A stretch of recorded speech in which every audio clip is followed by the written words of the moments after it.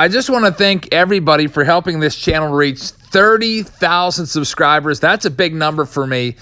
So to say thank you, I'm going to run a contest where I give away MLB All-Star Game tickets. That's going to be played in Cleveland on Tuesday, July 9th.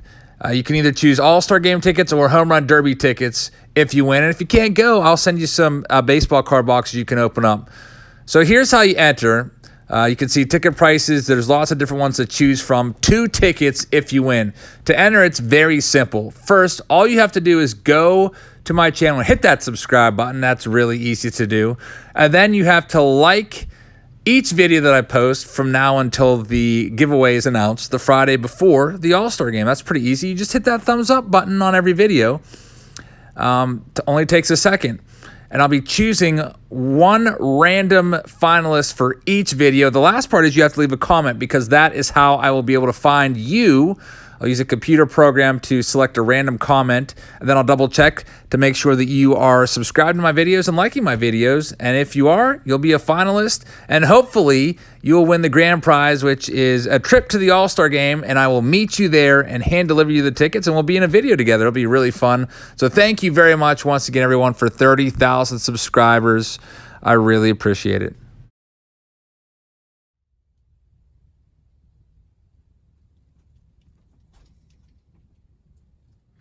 Hey everybody, I'm back with another worst set of all time. Today we're doing 1990 Fleer, and I have this at number 4 on my list of all-time worst cards. And in front of me, I have an unopened case that I picked up. In fact, I actually have a bunch of these cases in my storage area. I bought some guy's entire collection. I guess he bought a bunch of these cases back in 1990 thinking he would one day sell them and pay for his kid's college education. And that didn't work out for him, because I ended up buying all these cases for $25 a piece. And I think he said he paid, like, I don't know, over $100 per case back in the day or something like that. So we're going to check out what's inside of this, and we are going to open one of the boxes and show you why exactly I'm not a fan of 1990 Fleer. All right, this is what we are looking at inside. You can see there are your nice brand new fresh wax boxes. We'll pull one out and open it up and see what we find and talk a little bit about this set. Well, if you take a look at the box, it's pretty bland. It's the 10th anniversary of Fleer. Fleer started out in 81. 81 and 82 Fleer were pretty bad also. Blurry pictures, kind of riddled with errors throughout the sets. And you'd think by 1990 they would have had it down. But there are some error cards in here. There's actually about 3 main ones that we'll be looking out for. We'll see if we spot those. In terms of rookie cards, I mean, not that much. Sammy Sosa rookie card is the best one. But quite honestly, you can get that card for $quarter pretty much anywhere, any card show, if they even bothered to bring it to their card shows. Larry Walker rookie card is in here. Juan Gonzalez is another rookie card. We'll be looking for those, maybe David Justice, Moises Alou. So we'll see what we find. And let's just pull these packs out and get to ripping them. I rank this as number 4 of my least favorite sets of all time. Sorry if you love 90 Fleer. If you're a big 90 Fleer fan and you always scoop up the boxes at the card shows, more power to you. Here's the bottom of the box. You can see they kind of took Topps' idea by printing some cards on the bottom. Ken Griffey Jr., Kirby Puckett, Ruben Sierra. I could never get those cut out quite right. They always looked a little bit off. Here's the pack wrapper, $7.49. You can get a complete trader kit from Fleer. All right, let's bust these open and see exactly what I don't like about these. First of all, the design is really boring, at least to me. You have a little ribbon type name style at the bottom with their name and position. Pictures, kind of boring. A lot of standing around, like just looking at the camera. Like out of all these, about half the cards were just standing there looking at the camera. Like Glenn Wilson's like, all right, let's get this over with. Fred McGriff is a nice card to have. Pat Borders. R.J. Reynolds, looks like he probably just swung and missed, did a pitch there to strike out. Danny Gladden and Kevin Mitchell from the All-Star team, 80 or 90 Fleer All-Star team from his 89 season. The most valuable card in here, like I said, is probably that Sammy Sosa. If you look for PSA graded cards, if anyone's crazy enough to send in their 90 Fleer cards to get graded, if you look at sold listings, the highest listed card that sold graded was a Jose Uribe, graded as a 9, sold for about $35. And the highest graded 10 was a Ken Griffey Jr., sold for $24.99, Tony Gwynn Hall of Famer. Even these rookie cards, they basically missed on pretty much every single Major League prospect card in the entire set. Probably their best one is the one with Moises Alou on it, but you probably haven't even heard of Scott Heeman before. Mark Gardner pitched for a while at least, but he definitely was not a star or anything like that in my book. Also, every pack came with some stickers, which you could peel off and put on something, but usually, at least now, they don't really even stick. See how it's kind of like just flaking off? Whoa, that's cool. So these stickers are basically worthless. You can just throw those in the garbage, unless you wanted to cut them out with scissors and use a glue stick and glue them on something. Those stickers have lost all of their adhesiveness from sitting in packs for years and years. We used to give these packs away for prizes. As some of you know, I'm a high school teacher, and the kids would try to put the stickers on their binders and they would just like flake right off. They'd be like all disappointed and stuff. Here's the next one. Kevin Moss was a hot card back in the day, but he flamed out pretty quickly. Checklist card, Sid Bream, Vince Coleman. We'll also take a look at the back of the cards here in a second. This is what the back looks like, kind of standard for Fleer.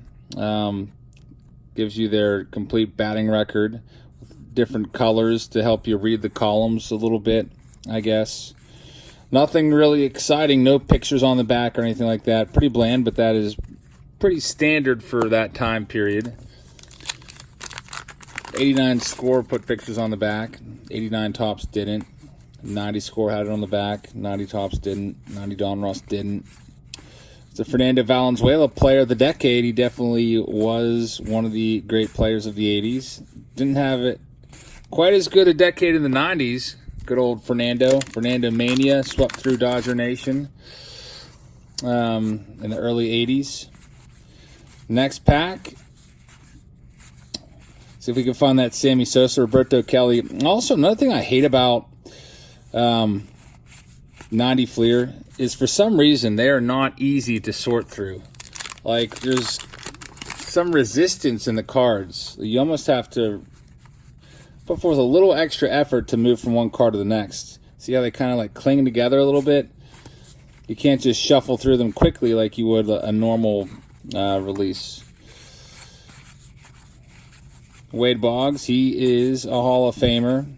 So you get your Hall of Famers all throughout all the different releases from the 90s, which is nice. But they're not worth that much just because there was so many produced. That's the problem with 90 Fleer. 90 Fleer, I mean, it's okay and stuff, nice effort and everything. My main issue is just so many were produced. There's a Moises Alou. He used to be a Pirate, by the way. Most people do not remember him as a Pirate. A lot of you probably remember him mostly for the Cubs and the Steve Bartman incident. There's George Brett. That was the problem. They made so many Fleer cards, basically all cards. They just printed and printed and printed. For them, it was like printing money because baseball cards were so hot back in the day. They could just keep the presses rolling and printing more cards. The more cards they printed, the more money they made. And, yeah, they must have really overshot their sales projections or overprinted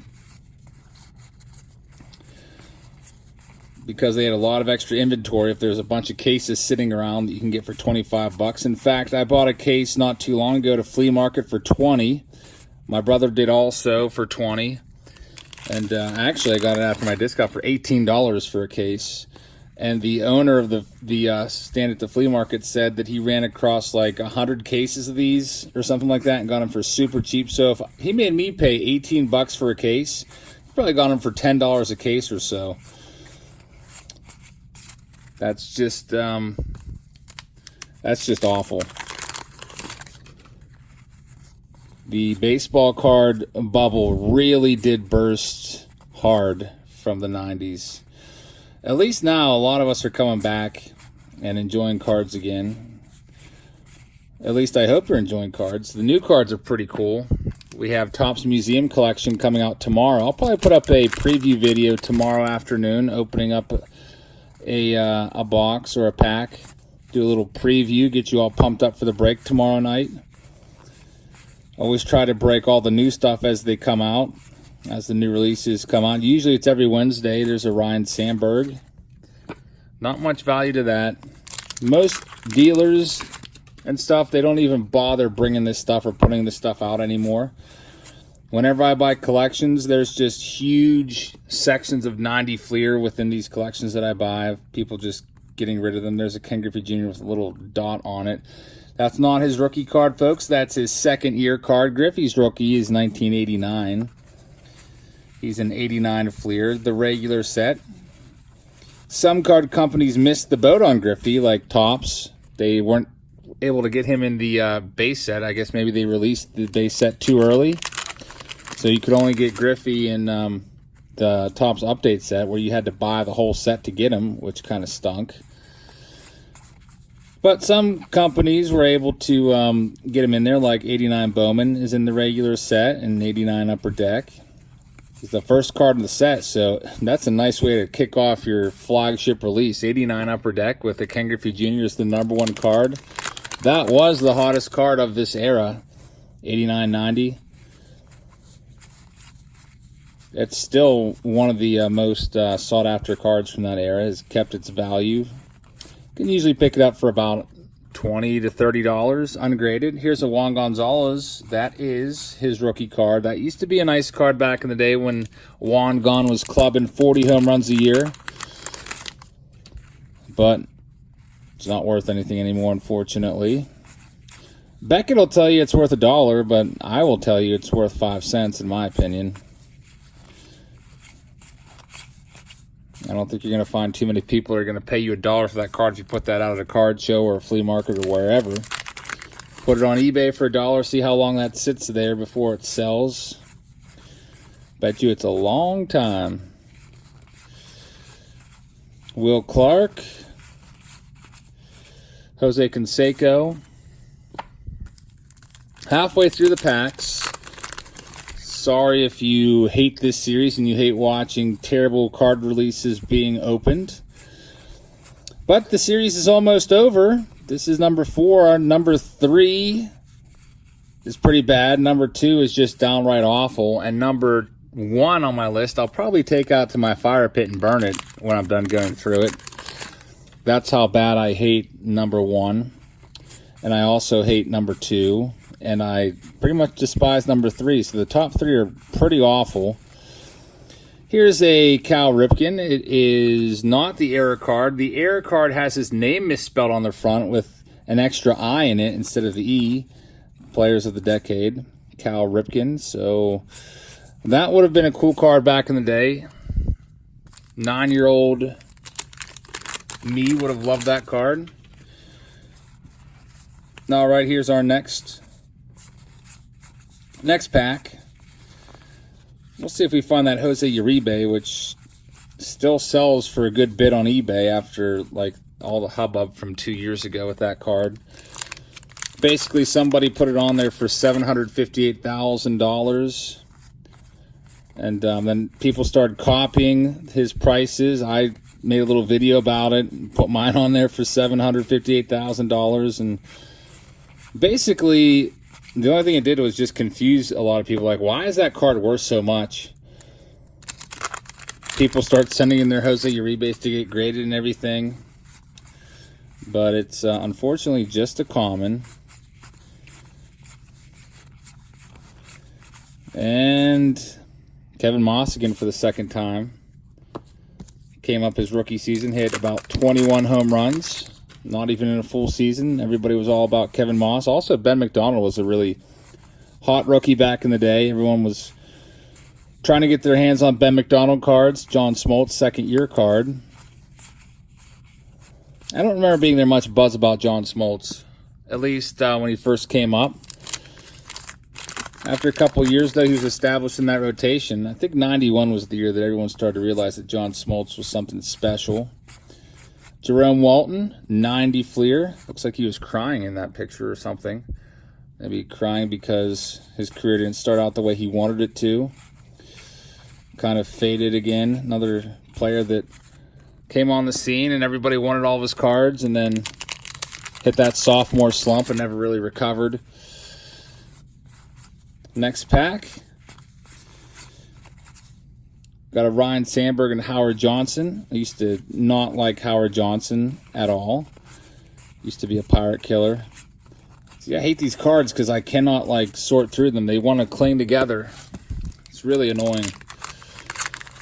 Especially when you're used to sorting through cards quickly. You can't really do that because like if I do that, I just skipped a Bill Swift and an Ozzie Smith and a Nick Esaski. There's the Larry Walker rookie card. And that's it. The Craig Biggio second-year card, Hall of Famer at least. I wonder if anyone is actually sending their cases into Baseball Card Exchange to get authenticated. That would be pretty dumb. There's still so many of them out there. Eventually, all these packs will dry up, though. Who knows how long it's going to take. But as long as there's people like me out there opening them up, eventually they will have to dry up. There's a Ryan Sandberg Player of the Decade. Robin Yount. And that's about it for that pack. We have about, I don't know, 8 packs left to go. Hope you guys will enter the 30K giveaway. Pretty easy to enter. All you have to do is hit the subscribe button and leave comments on my videos. You have to leave comments because that's how I'm going to choose the finalists. Otherwise, there's really no way to see a list of all 30,000 subscribers. YouTube doesn't show me that. It shows me like just a few of them here and there at random, but I definitely can't see all of the subscribers. So plus, you never know. There might be some subscribers out there that aren't interested in the grand prize. Maybe people that are in different countries or have other plans for the All-Star Week. So, really easy. All you have to do is subscribe and leave comments on all of my recent videos up until the All-Star game. And maybe you'll win. Tickets are definitely expensive. Cheapest seats are like $300 a piece. That's okay. Hook you guys up. And if you can't go to the All-Star game and your name is picked, we'll still hook you up. Hook you up with some boxes of cards, older and newer. Send them out to you so you can enjoy those. I know some of you might be far, far away and it might be impossible to get to, but we'll make it worth your while just for leaving some comments. 2 packs left in this awful release of 90 Fleer. Still haven't found that Jose Uribe, and also haven't found the Sammy Sosa. Just another reason why this is so awful. We've already seen Joe Bover like 4 times. Last pack. Also never found the Dave Justice rookie card. I don't recall ever seeing him. There's Larry Walker on the back, very last card. At least that's a slightly bright spot in this dim release. Kirby Puckett, Rhino, Ryan Sandberg, Jeff King rookie card, Ozzie Smith, Eric King, Jack Armstrong, and there is the Larry Walker rookie. So really, if I would put all these cards out at a card show, I don't even think I could sell all these for $1. I'm not even kidding. If I put these in like an 800 count box or whatever and slapped a $1 price tag on there, I do not know how long they would sit there. They might sit there the entire show. Just people don't like stuff like this. No one really collects this kind of stuff. I'm sure if there's 10,000 people out there that watch this video, there might be a few people out there that would do it, but this is a hard sell. People do like buying the packs. I bet you if I put a box out for $5, somebody would buy it. Someone like me that likes opening packs up just for nostalgia purposes and looking through them. But that's just that's the main reason for me why this is one of the worst sets of all time. It just has not held its value. The design is pretty boring. Really not a lot going on it. It's really, really basic. Almost looks like, I don't even know. It's just really generic looking. So that's number 4 on my list. Wait till you see number 3, 2, and 1. I hope you will tune back. And I've been doing about one a week, usually Mondays or Tuesdays. So hopefully I will see you tomorrow in the 2019 Topps Museum Collection live stream. Also, make sure you hit the subscribe button so you can be in our All-Star Game giveaway, and leave comments on all my videos from all this week up until the All-Star Game to be entered, and we'll be picking finalists from each video. And thank you so much for your support, everybody. 30,000 subscribers is a big number to me, so I appreciate each and every one of you. For Throwback Thursday this week, also, by the way, we're doing 1978 Top Seller, which should be absolutely crazy. Really looking forward to that. With that, I'm going to get on out of here. Thank you for watching, everybody. I hope you have a great rest of your night, and I'll see you all tomorrow.